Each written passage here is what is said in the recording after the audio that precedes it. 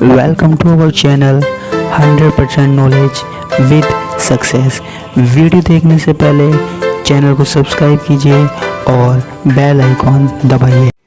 नमस्कार दोस्तों, स्वागत है आपका एक बार फिर से बीएससी थर्ड ईयर की केमिस्ट्री क्लासेज में। हम बात कर रहे थे जैवलॉन्स की डायग्राम की, जिसमें मैंने इसको दो भागों में बांट दिया है ताकि आपको आसानी हो। तो जिसने पहला भाग नहीं देखा है पहले वो उस भाग को जाकर देख सकता है, तभी उसको ये भाग समझ में आएगा।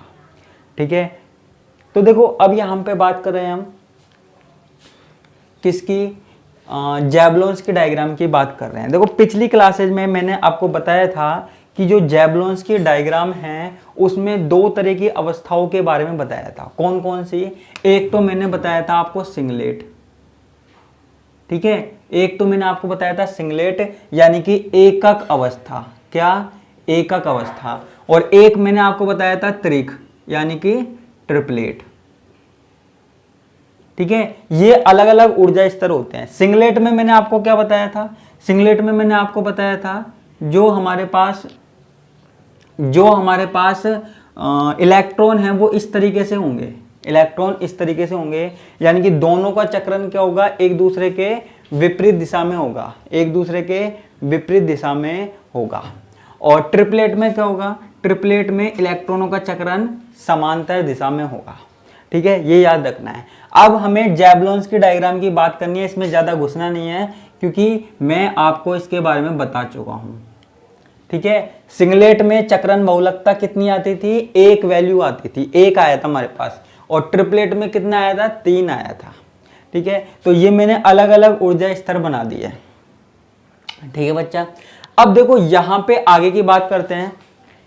देखो जब हमारे पास कोई अणु, जैसे हमारे पास कोई मॉलिक्यूल है, अणु है, वो अपनी सबसे निम्नतम अवस्था में है, अपनी ग्राउंड स्टेट में है, वो क्या करता है? मान लीजिए प्रकाश का अवशोषण किया। ठीक है, मान लीजिए उसने प्रकाश का अवशोषण किया। ठीक है, जब भी वो प्रकाश का एब्जॉर्प्शन करेगा, एब्जॉर्प्शन, ठीक है, प्रकाश का अवशोषण करके प्रकाश को एब्जॉर्ब करके क्या करेगा? उच्च ऊर्जा स्तर में जाएगा। तो ये देखो इलेक्ट्रॉन पहले कहाँ था? यहाँ था, यहाँ से यहाँ गया। ठीक है, हो सकता है ज्यादा एब्जॉर्ब कर ले तो वो S2 में भी जा सकता है। ठीक है, और S3 में भी जा सकता है। ठीक है, इलेक्ट्रॉन क्या है? इलेक्ट्रॉन ने क्या किया? जो अणु है, अणु ने पहले क्या किया? एब्जॉर्ब किया प्रकाश को। उसके बाद इलेक्ट्रॉन क्या हुआ? इलेक्ट्रॉन निम्नतम ऊर्जा स्तर से उच्चतम ऊर्जा स्तर में चला गया। ठीक है, निम्नतम से उच्चतम में चला गया। देखो S0 से S1 में भी जा सकता है, S2 में भी जा सकता है, S3 में भी जा सकता है। ठीक है बच्चा, अब देखो आगे की बात आती है। जब हमारे पास अणु के द्वारा प्रकाश का अवशोषण किया जाता है, प्रकाश को एब्जॉर्ब किया जाता है, तो हमारे पास कौन कौन से प्रक्रम होते हैं? हमारे पास कौन कौन से प्रक्रम होते हैं, कौन कौन से प्रोसेस होते हैं, वो हमको पढ़ना है। ठीक है, देखो जब अणु के द्वारा प्रकाश को अवशोषित किया जाता है तो दो प्रकार के प्रक्रम होते हैं। कौन कौन से? एक तो अविकर्णी प्रक्रम, ठीक है, और एक होता है विकर्णी प्रक्रम। ठीक है, नाम से ही पता लग रहा है, एक तो रेडिएशन प्रोसेस, एक नॉन रेडिएशन प्रोसेस। मतलब ये तो हमारे पास क्या है? Non radiation. ठीक है, यानी कि इस वाले प्रोसेस में, अविकर्णी प्रक्रम में क्या होगा? विकिरण का उत्सर्जन नहीं होगा। ठीक है, विकिरण का उत्सर्जन नहीं होगा। और विकर्णी प्रक्रम में क्या होगा? विकिरण का उत्सर्जन होगा, रेडिएशन इमिट होगी। ठीक है, विकर्णी में विकिरण निकलेगी और अविकर्णी में विकिरण नहीं निकलेगी। तो ये दो प्रकार के प्रोसेस हो गए। अब हम बात कर रहे हैं, जैसे मान लीजिए पहले हम बात कर रहे हैं अविकर्णी प्रक्रम की। किसकी? अविकर्णी प्रक्रम की। ये कौन कौन से होते हैं इसकी हम बात कर रहे हैं। जैसे हमारे पास हो सकता है आंतरिक परिवर्तन, आंतरिक परिवर्तन, ठीक है, इसको हम बोलते हैं आईसी, इंटरनल सिस्टम या इंटरनल कन्वर्जन, खाली इंटरनल कन्वर्जन, आंतरिक परिवर्तन। आंतरिक परिवर्तन क्या होता है? देखो अगर हमारे पास, देखो मॉलिक्यूल ने क्या किया, प्रकाश का अवशोषण किया, जिसके कारण इलेक्ट्रॉन कहाँ गए, उच्च ऊर्जा स्तर में गए, ठीक है। अब हमारे पास उच्च ऊर्जा स्तर में जाने के बाद इलेक्ट्रॉन क्या हो रहे हैं, वापस से नीचे आ रहे हैं, वापस से नीचे आ रहे हैं। अब आंतरिक परिवर्तन का मतलब क्या है? अगर हमारे पास कोई इलेक्ट्रॉन S3 से S2 में आ जाए, ठीक है, या S2 से S1 में आ जाए, ठीक है। आंतरिक परिवर्तन का मतलब है सिंगलेट से सिंगलेट में आ जाए, ठीक है। कोई इलेक्ट्रॉन उच्च ऊर्जा स्तर में गया और वापस आ रहा है तो सिंगलेट से सिंगलेट में आए, एकक से एकक से एकक में आए, तो उसको हम क्या बोलते हैं? आंतरिक परिवर्तन बोलते हैं, इंटरनल कन्वर्जन बोलते हैं। एकक से एकक में आने पर आंतरिक परिवर्तन, इंटरनल कन्वर्जन हम इसे बोलते हैं, ठीक है। जैसे अगर हमारे पास S2 से S1 में आ जाए, ठीक है, यानी कि हमेशा होना क्या चाहिए, एकक से एकक में जाना चाहिए या फिर त्रिक से त्रिक में। आंतरिक का मतलब एक के अंदर ही, ठीक है, यानी कि हमारे पास चक्रण बहुलकता चेंज नहीं होनी चाहिए, स्पिन मल्टीप्लिसिटी चेंज नहीं होनी चाहिए, ठीक है। तो S3 से S2 में ही आ सकता है, S2 से S1 में ही आ सकता है। तो ये हमारे पास क्या हो जाता है, आंतरिक परिवर्तन। इसको हम लिख सकते हैं एक चक्रण बहुलकता से, एक चक्रण बहुलकता से उसी चक्रण बहुलकता में,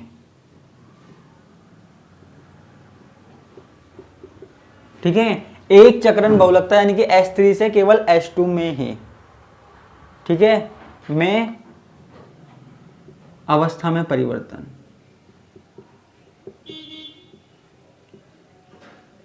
ठीक है।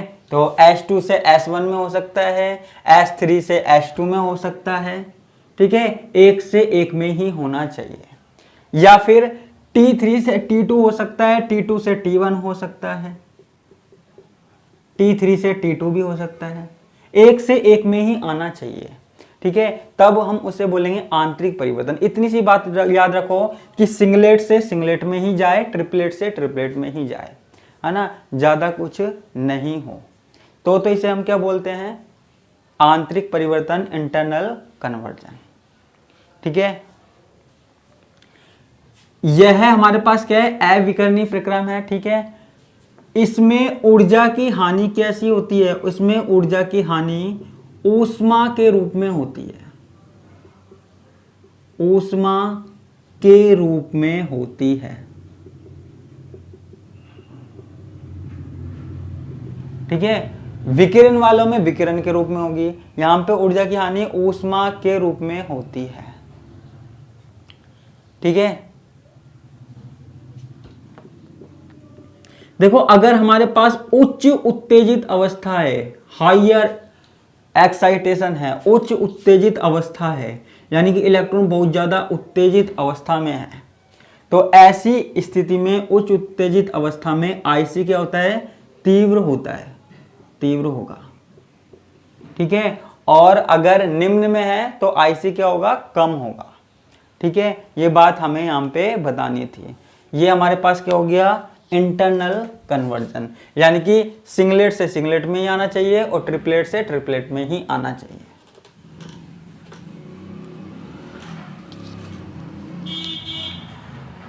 अब हमारे पास क्या है, अब हमारे पास अगला है क्या, आंतरिक तंत्र परिवर्तन,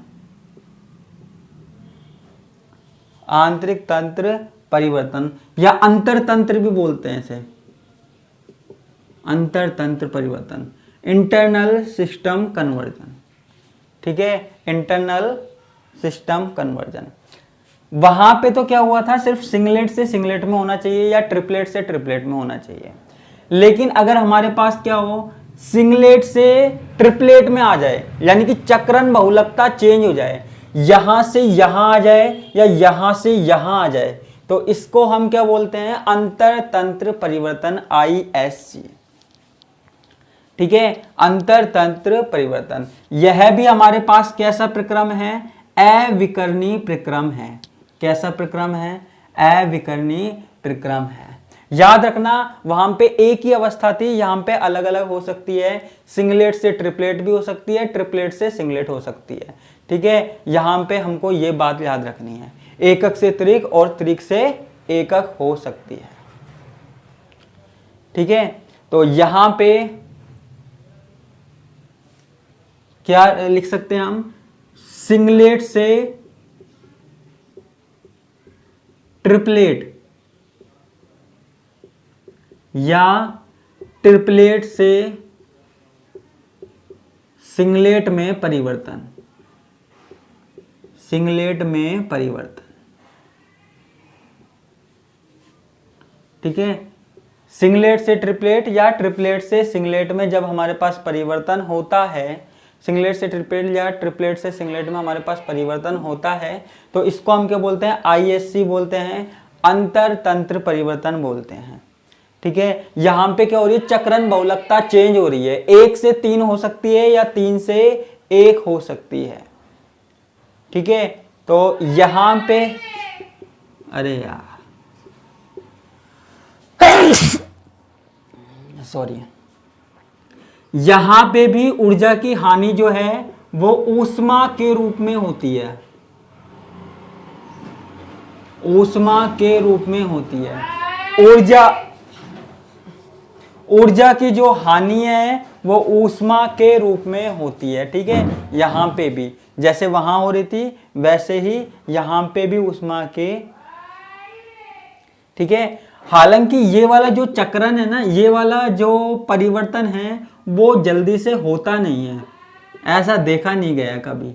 आप कहेंगे क्यों, क्योंकि देखो सिंगलेट से ट्रिपलेट में आना और ट्रिपलेट से सिंगलेट में आना ऐसा पॉसिबल नहीं है। क्यों, क्योंकि देखो यहाँ पे ये वाली अवस्था परिवर्तित हो जाती है, इलेक्ट्रॉनों का चक्रण परिवर्तन होना संभव नहीं है, तो इस तरीके की प्रक्रिया होती नहीं है।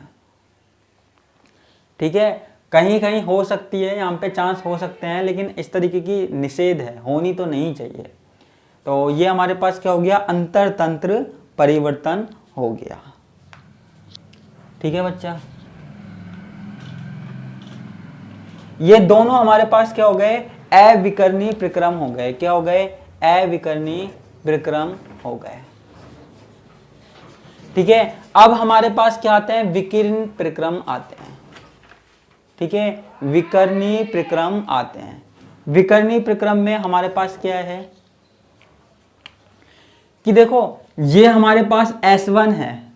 ठीक है, विकर्णी प्रक्रम में हमारे पास जैसे S1 है, S1 से हमारे पास क्या है, इलेक्ट्रॉन वापस से S0 में आ जाए, है ना, इलेक्ट्रॉन S1 से S0 में आ जाए, या फिर हमारे पास T1 से S0 में आ जाए। ठीक है, यानी कि ग्राउंड स्टेट में अगर हमारे पास आ रहा है तो वो हमारे पास क्या है, विकिरणी प्रक्रम है। यहां पे क्या हो रहा है, यहां पे ऊर्जा का उत्सर्जन क्या होता है, विकिरण के रूप में होता है। ऊर्जा का उत्सर्जन विकिरण के रूप में होता है।